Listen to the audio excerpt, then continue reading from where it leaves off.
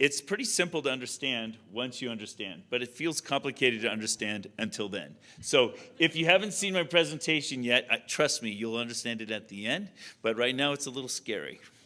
Okay, and yes, my evidence has been presented in court in the DiPerno case, the Michigan case. So if anybody says to you, oh, it's all been debunked, there's no evidence in court, you want to bet? Yeah, he led off with my evidence in the Michigan case, which is cool. By the way, just because I mentioned it, I'll just say out of the blue, if you read his report, which is now publicly in the record, you will notice in the report photographs with the cover off the machine of the cell phone cards, okay? So when they say, these machines aren't connected to the internet. Sorry, women, I'm not insulting you with that. When they say, these machines are not connected to the internet, yeah, that'd be me like me saying I'm not from Ohio. I'm from Mora, Ohio. Okay, no, I'm from Ohio, right? The machines are connected to the internet. There's various ways for them to be connected. Okay? Maybe not directly, but they are, and we have the logs, so we know. Okay, anyway, so what I did is, let me introduce this a little bit. So Kathy got me involved. I started working in the Pennsylvania State Legislature. We showed it to them. They believed us. They knew their database was corrupted. They've thrown out their entire state database really early on. And they RFP'd, request for proposal, company to rebuild their state database. I mean, they believed us. It was like, no doubt. We showed them all the evidence. At that point, we'd only found maybe 10, 11,000 of the shadow voters. I'll explain that in a minute. So they threw it all out, and they RFP'd it out, awarded the contract to a new company to rebuild their state database by July. They needed it rebuilt by July so that they could have their upcoming primary elections. And 3 days later, that company was purchased. I'm not going to say who because we're hearing. But you can make a good guess. Okay, so anyway, thank you, Dr. Eastman. Yeah, kind of, exactly. I don't like to get sued. So during that time, all of my work was confidential and was kept confidential because we were pursuing lawsuits and accept private hearings with the legislature. So, of course, I was very disappointed that nothing happened by January 6th, and then I kept working and found even more stuff and more exciting stuff. My original prediction for her district was that we would find 118,000 phantom voters out of 550,000 votes, 1 in 5. Now, when I first did that calculation, I didn't believe it. It's too much. This is too much. 20%, 1 in 5, I didn't believe it. So we set up an experiment, scientists, with 2 control groups, 1,600 homes picked at random from the database, 2 teams, 100 volunteers, 4 days. It was 2 experiments. Sent them out. I then analyzed the data set and predicted that they would find 30% of the doors we knocked on would have at least 1 phantom voter. And after 4 days of work, we found 32% of the houses had at least 1 phantom voter. So now you know the statistics are working. What my model is predicting is not unreasonable, but it's still hard to believe that there are 118,000 phantom ballots. It just doesn't, it's hard to believe. But you got to go ahead because you survived your first hypothetical test and you survived. So we put together a team and they started investigating what we call buckets. Well, how many dead voters were there? So the team works on dead voters for a few days. And you get, 4, 5, 6,000 dead voters. Okay, how many people are there who moved away, but we still have a ballot from them? Okay, 4, 5, 6,000 of those. How many people are, you go in, you knock on the door and you say, it says here on the registration roll, John Smith lives here, but he doesn't live here. There's no John Smith there. And you just go bucket after bucket. We had about 20 buckets. And within about 3 months, we found 78,000 where we have documented evidence that they're fraudulent ballots, 78,000. And we quit looking at that point. We really only needed to look up to 40,000 to flip her election, which she lost 40-60. So we only needed to find 40,000 fraudulent ballots to call it into question. But by that time, she had new sights. She had a new objective. She wasn't interested in overturning it, and I think Partly, she was not interested in overturning it because the legislature in Pennsylvania had no interest in overturning it either. So I think she just kind of said, well, so much for that. And she's running for U.S. Senate. So she's going to do that instead. All right, so if you live in Pennsylvania, you don't. Vote for Kathy Barnett. She's cool. She's a cool lady. She's a cool black lady, one of my favorite black ladies. She'll take your hand like this, you know, and she'll look at you in the eyes. She'll say, I'm a black woman. Just like that, right in your face. I mean, it's obvious she's really black. I mean, she's really black. I'm a black woman. And she says, and I have a lot of black friends, and they all have a photo ID. And then she'll pause, and then she'll say, and we drive real good. So, yeah, exactly. You get the idea. She makes a point. It's very insulting, the way they are addressed as a race. I don't accept it either. She's awesome. I love her to death. So anyway, that's Kathy Barnett. So that's kind of how I got involved. And since I was first involved with the legislature, I had to keep quiet. And then after that, I was involved in the lawsuits, so I had to keep quiet. So all this work for months I'm sitting on knowing what's going on, and I can't tell anybody except these groups I'm in. I'm going crazy. Can you listen to me? I like talking. Keeping my mouth shut is hard. Okay, so I'm being quiet. I'm being good. I'm not telling people. And then I got traded to the Lindell team about a month ago.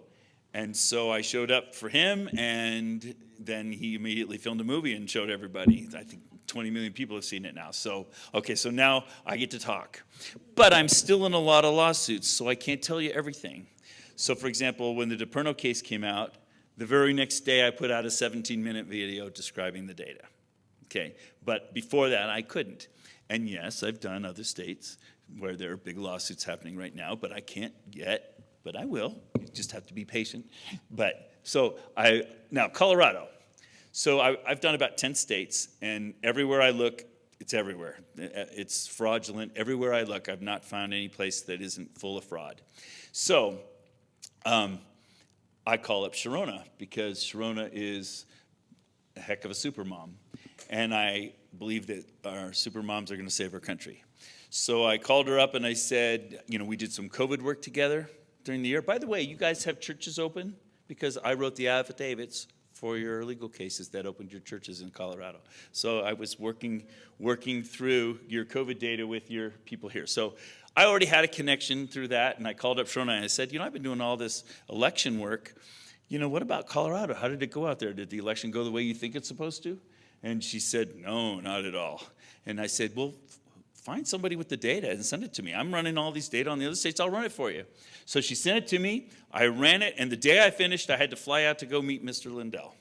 Okay, so I hadn't even really checked it yet. So what was supposed to happen is I was supposed to meet with him for about an hour and teach him, and then another hour we were going to film for his next documentary. And then he was late, waiting over an hour. Finally just comes in, sits next to me. He says, I'm sorry, Doug. He says, and I'm like, well, what do you want me to do? And he says, I don't know, just start. He hadn't seen anything. He didn't know. He just knew that I had some stuff. So I just started talking to him, and this is what I showed him, this primer, which is something I was preparing for my supermoms in my state, who I've been working on for about 2 months. I've got about 250 of these gals that are already pounding the pavement, and they're going to save our country. Because you got to find the shadow voters. You got to find them. That's theoretically, it's great. The math is great. The math confirms. I got the algorithms down pretty good now. I'll hit about 1 in 3 doors you knock on. I can predict I can narrow it down for you. All right. Anyway, what's going on? You can find out more of my stuff on the Follow the Data page, at least for now, on YouTube. I couldn't even stream to it today. They got me 2 strikes, so I may not be there much longer. I'll be on the new Lindell site, Frank speech. Not named after me, but there it is. Okay, so what I did, I figured out the algorithm. The algorithm, let me just tell you the algorithm because time is short. The algorithm is you inflate the registration rolls.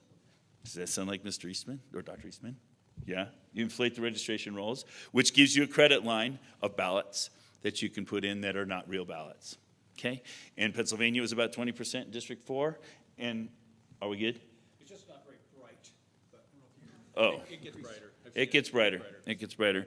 But in Colorado, I'm guessing it's between 5 and 10%. But I haven't really looked at Colorado a lot because as soon as I finished that first quick pass that I gave to her, I was immediately signed to Michigan and then immediately signed to other states that I can't talk about yet. So I've just been very busy.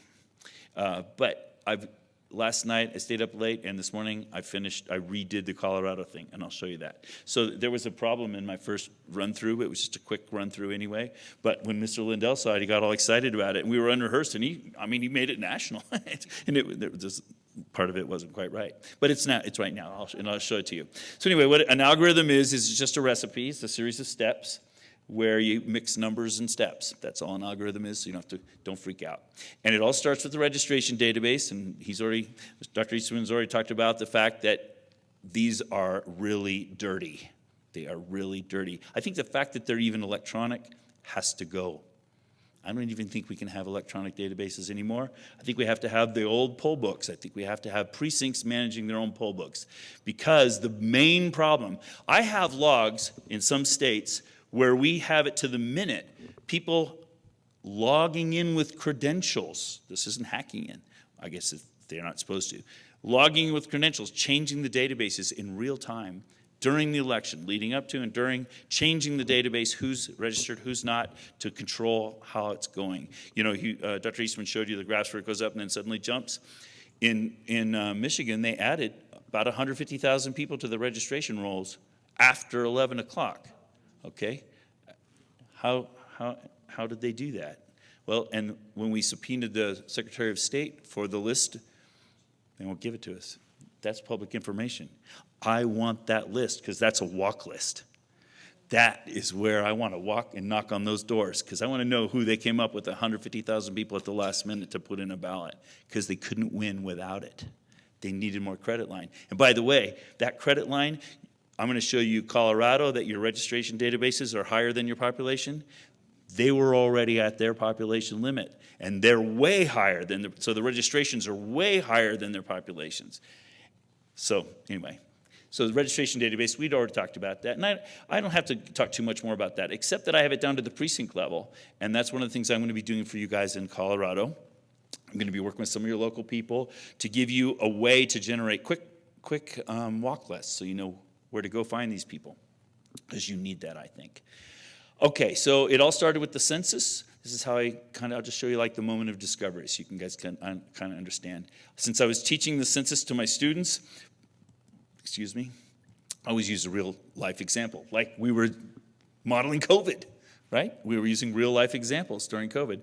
Well, this year I decided we would do the census. So in September, I'm teaching the kids the 2010 census, which I'd done before. I just refreshed it, and we were going to teach them differential calculus with it again. And if you look at this, you notice it's essentially a straight line, and then it drops off after about 60 years old.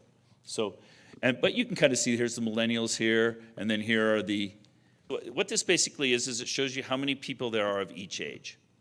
So you can see your millennials here and your baby boomers here, and then people passing away after that. So this image was clear in my mind. This is 7 years or 8 years of the census, year after year. You can see people just getting older and older, moving ahead a year at a time, yeah, in our country. And so this was fresh in my mind from 2010, of course. So, but all those data, even the moving ahead a year at a time, that's right from the census. I didn't invent any of that. So now, since I was preparing this for my Ohio supermoms, my example is an Ohio county. But I could have prepared one of these for you too, but for now, just this works as an example. So here's Hamilton County, Ohio. It's where Cincinnati is. It's southern Ohio. And you notice that these are data from the census. Across here is age, and this is how many thousands of people there are of each age. And you can see, yeah, they've got some millennials and some baby boomers, and it's dying off. So it's kind of similar to the other census, yeah? Okay, here's who's registered in Hamilton County, okay? And I love your face. Thank you for that. She goes, what? When I show this to election people, when I show this to all kinds of political experts, without fail, everybody's surprised by this. Even Board of Elections people are surprised by this. Nobody realizes, very few people realize, that their registration rolls are full up to their population. They don't even know this, okay? So that's the first thing. So that's like a red flag, yeah? you know that you've inflated your registration rolls way beyond what would typically be expected. Then we can show the number of ballots that we got by age for Hamilton County. Now, why am I even showing graphs like this? Because I love swimming in the data. She gave me this massive amount of data, and I'm swimming around it, and I'm trying to figure out what's going on, so I'm thinking about every way I know to graph it. I'm graphing every variable versus every other variable. I like swimming around and finding the patterns. And this just pops out at you, right? You've got can you guys see it, I hope now? Kind of. Sorry. The black curve is the number of registrations, the red curve is the number of ballots, and they trace each other real nicely. And they shouldn't do that. Okay, and it's really stupid accurate how well they track each other. And I'm trying to show you that now with an 86% attenuation of the registration curve. They overlap way too well. And that's suspicious. And if you called that a key, if you said, okay, a registration key is 86%, that would convert the registrations to ballots. It doesn't fit very well over here, though, you notice. But why should we only use one number? Why don't we use a different number for every age? We could use 83 numbers. We could get a collection of proportions. Now, that's not very exciting as a scientist because that's just me forcing it to fit, right? There's nothing really exciting about that. Except that if I figure out what that ratio is, that's me getting a key for every age. But if I figure out what that ratio is, I can predict every county in Ohio. Every one uses that same set of ratios. Every county. And you notice that I don't quite agree right here? That's because I didn't use Hamilton County to figure this key out. Okay? So in other words, it's not a perfect fit, but it's darn close. And you notice it tracks just hand in glove. In this one example I picked, Hamilton County, 30 years old and older. So this is the shape of that key. So I've given you a couple red flags already. You got too many people registered. The ballots track the registrations beautifully. And Dr. Eastman even showed some stuff during the election, how the ballots tracked. You know one of the ways they cheat? By the way, they cheat every way. Okay? But one of the ways they cheat, think about it if you're married and you're a Republican and your wife's a Democrat. So if you both vote, you cancel each other's vote, right? So every time there's a Republican ballot, they put in a ballot for an undecided, whether it's Republican or Democrat. They cancel that. So, and you can track them. We've done this in several counties. They just track beautifully over time. And then if those are each being canceled, what's left? The Democrats. So the Democrat wins the election, right? Because all the Republican votes were canceled. Very simple way to cheat. But in order to do that, you have to have real-time access, which they do.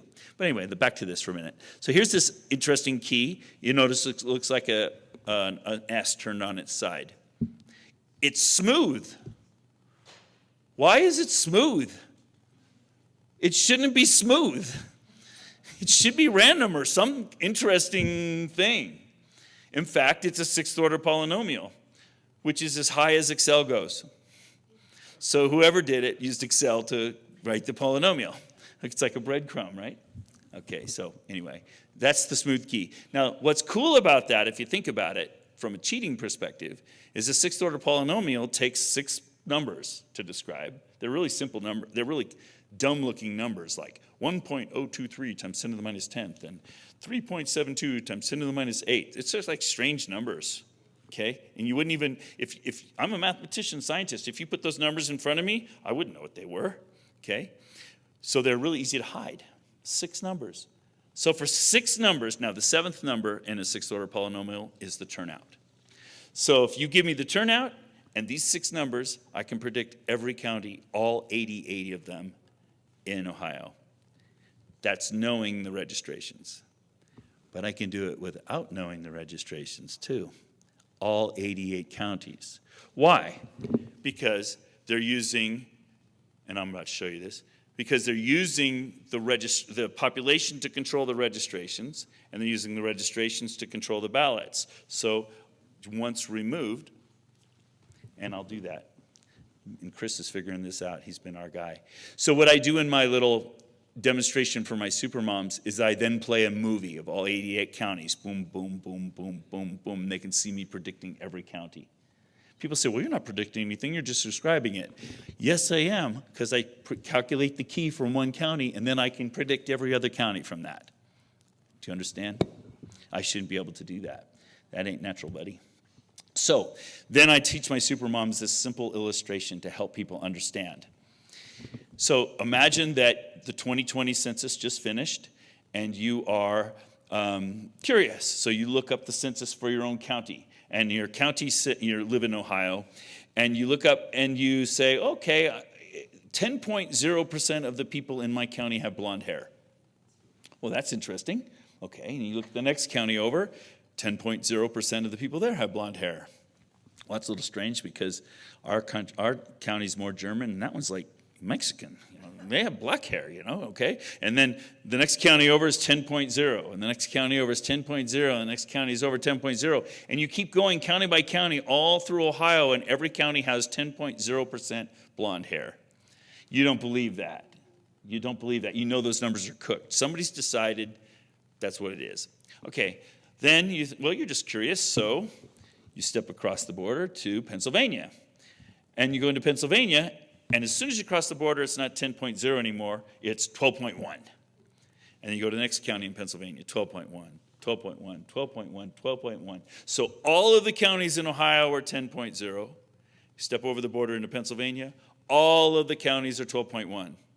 Go down to Florida, all of the counties are 13.7. I'm just making this up. I don't know what they are. It's just an example. Then you go to Colorado. I included you guys in my thing. Pretend 17.2 of people in all of the counties. So what that's telling you is that it's being decided at a state level what the percentages are, but it's being controlled at the county level. Each county is controlled to that number, but it's decided at a state level since everybody in that county. Does this make sense? Except that it's way worse than that. Because what if that was 10% of 20-year-olds have blonde hair, and 15% of 21-year-olds, and 16% of 22-year-olds, and it was like that, all 83 of those numbers in your state, in every county. And then when you cross the border, it was a whole new set of ratios, which were absolutely constant in every county in that state. Do you see? That's not natural. That's being decided at a state level, regulated at a county level. You understand? That metaphor is exactly what is happening in all of our elections. And that takes an algorithm working beforehand to preload all the registrations to a certain level, and I'll show you that. How much time do I have? Another 10 minutes. Okay, I'll go fast, quickly. So Pennsylvania has an interesting shape. Pennsylvania District 4, this was Kathy's. If I take out the 17-year-olds and only consider 18 and older and take out 4% because I figured out how many people were from foreign countries and couldn't vote and how many were felons and that thing, that's the shape you get. That's the registration curve. Okay, it shouldn't look like that. Okay, but also notice, and then these are the ballots that came in, and notice they mirror each other. Okay, Pennsylvania District 4, but also, if I multiply by 86%, that's 13/15. He was talking about ratios, okay? It fits too well, yeah? Okay, but I had just been teaching the census to my kids, and I kept seeing these two bumps over here. I'm like, I know those, where have I seen that? Where have I seen that? I've seen it somewhere. So here's the 2010 census. The 2010 census, that's 10 years ago. Let's shift it to the right 10 years. Except when you shift it to the right, you can't just move to the right because 90-year-olds don't stay alive, right? A lot of them die, people get old and die. So we're going to shift it to the right and attenuate it by the mortality curve. So we do that. That's what that looks like. And then let's add the registrations to that. So that's how I figured out that they were using the census to control the registrations. And if you think about that, it makes perfect sense. If you're going to inflate the registration rolls, you can't just add 1,000,000 60-year-olds or 1,000,000 70-year-olds. Doesn't make sense. You're going to have some reference point that you increase them to. And as a computer programmer, what would I do? Well, what's my best find data per age? The 2010 census. That's the last time we did a census in this country. So I would shift it 10 years, adjust for mortality, normalize it to the known current population of that county, the 2019 census, and that would produce a shape, and that's my target goal, and I'm going to inflate every county to that. And that would work great, except some counties don't have enough bodies, and you can't lose. So in those cases, you inflate it even past the population, which is what they did in Michigan, which is what my report shows. And you can just see the inflation. Except that also creates, just like Dr. Eastman said, it creates a situation where if you have so many more people than your population, and it's working on an algorithm, which it is, and I'll show you in a second, then that means the ballots even go above the population. And so you can find all kinds of extra ballots that shouldn't be there. And that's a really easy way to find them. Those are the easiest ones to find because it walks you right to the door. So anyway, that's how I discovered it, and that's what's sort of fun. But since I know I'm going to run out of time, let me just real quick jump to Colorado. Remember, I told you that my first time of doing this, I did it quickly. I've fixed that now. So these are good numbers. So all the graphs you see now, they're in agreement. Now this is the data set downloaded November 14th from the state. So you have to keep in mind if you download the current numbers from today, they'll be different because they change about 1% per month. By the way, that would be a huge election reform. None of the states keep records. It's a dynamic database, changes day to day. You want to catch them? Make a backup copy every month. Then as they're playing funny business with registrations, adding and removing, we caught them in Pennsylvania adding 50,000 people to the registration rolls before Election Day and after April. In that time, they added 50,000 people, mostly old residents. And guess what? How many people got removed in the following 2 months? And we asked them, why are you removing all those people? And they said, well, they moved. And they're right, they did. Or they were dead. And they moved. So it's a perfect answer. But nobody caught them, adding them beforehand because nobody had been keeping track. Except, lucky for us, some Harvard professor had downloaded it in April and was teaching his class about one of the most corrupt counties in the country election-wise. And we got them. We have the database. So we were able to show who got added with an old registration date, with a whole voting record, everything. So, first rule, you can't have safe elections if you have electronic databases because they're hackable and manipulatable, and they will inflate your rolls to the limits. You can't do that. Second rule, you can't have mail-in ballots because it's too hard. I mean, if you have absentee ballots, it used to be that the clerk would be super uptight about it. You know, make sure every person that applies, yep, that's really a person, they're a valid voter. Make sure the valid ID, make sure the valid signature. It makes sense. You can do your due diligence on 1% of your ballots. You can't do your due diligence on all of your ballots. It's not feasible, and you're doing all that backwards forensic work. It took a team of like 10 people in Pennsylvania 3 months to find those 78,000. That was a full-time lot. It's just not feasible. So you can't do mail-in ballots anymore. You just can't do it. So stop. Okay. So get your poll books on paper. Have people show up at the poll, purple thumb if you have to. And get single votes, and then you're saying, well, it's not feasible, Dr. Frank. It's such a big job. No, it's not. Most of the precincts have under 1,000 people. Come on, half a dozen supermoms could make some egg money while their kids are in school. Pounding on doors, you could knock on every door every year. And then I bet you that 10 of us could sit around a table and count 1,000 ballots in a couple of hours, and we could report those numbers. All right, well, good. Here's Adams County. The top blue curve, that's your population in Adams County. The black curve, that is who's registered in Adams County. And then the red curve are the number of ballots that got returned. Okay? Do you notice the black, red? Do you also notice the census? So the blue curve looks like that. The black curve is about 10% underneath it because 80% of the people are registered. The red curve tracks the black curve. And there's a shaded blue curve underneath my red curve that has a correlation coefficient of 0.999. And I can do all the counties, boom, boom, boom, boom, boom, boom, boom, boom, boom, with great accuracy. I shouldn't be able to do that. But I did this morning riding here from Fort Junction or Grand Junction in the car. Took me about 2 hours. And I only needed a couple counties to calculate the whole state. So yes, so it's an algorithm that's operating, and there you go. How about that?